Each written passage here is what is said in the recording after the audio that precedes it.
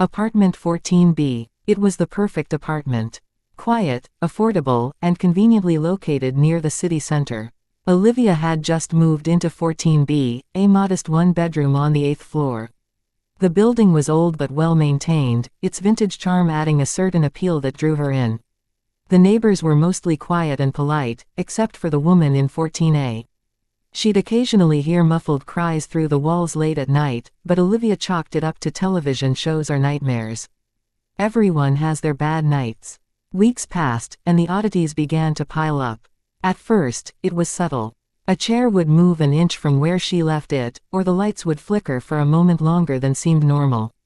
She blamed faulty wiring, the wind, or her own tiredness. After all, moving was stressful. But soon, the disturbances became undeniable.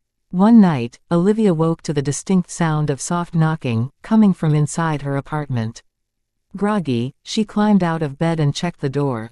No one. Then she heard it again, louder now, but still soft.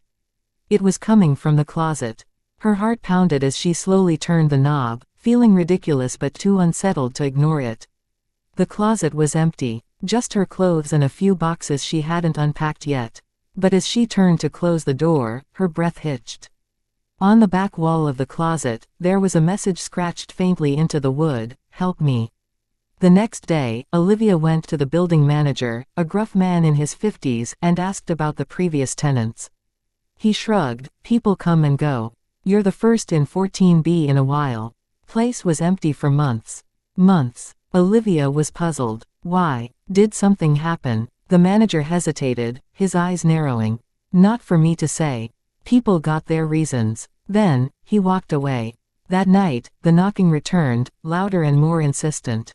Olivia tried to drown it out with music, but no matter how loud she turned the volume, the knocking pierced through. Eventually, she couldn't take it anymore. She stormed to the closet, flung the door open, and screamed, "What do you want?" The knocking stopped. Suddenly, the air in the room grew cold. Olivia's breath turned visible, her skin prickling with goosebumps. Then, from the dark corner of the closet, a soft voice whispered, "Let me out." Frozen in fear, Olivia backed away slowly. She shut the door and pressed her back against the wall, her mind racing. Was she going crazy? Could it all be in her head? The following day, she confided in her neighbor from 14A, a reclusive woman named Sarah, hoping for some explanation. Sarah looked at her with wide, haunted eyes and whispered, "I heard her too. She's trapped. The last girl who lived there, she never left." Olivia's blood ran cold. "What do you mean? Where did she go?" Sarah's voice dropped lower. "She was never found. They say her body, it's still in the walls." That night, Olivia couldn't sleep. The knocking returned, louder than ever, until it became a banging, shaking the walls of her apartment. She ran to the closet, her hands trembling, and opened the door.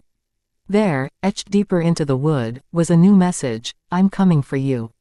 As Olivia backed away in horror, she heard the closet door creak open behind her. The air thickened with the stench of decay, and a cold hand wrapped around her wrist. The last thing Olivia heard before the darkness swallowed her was the sound of knocking, coming from behind the walls.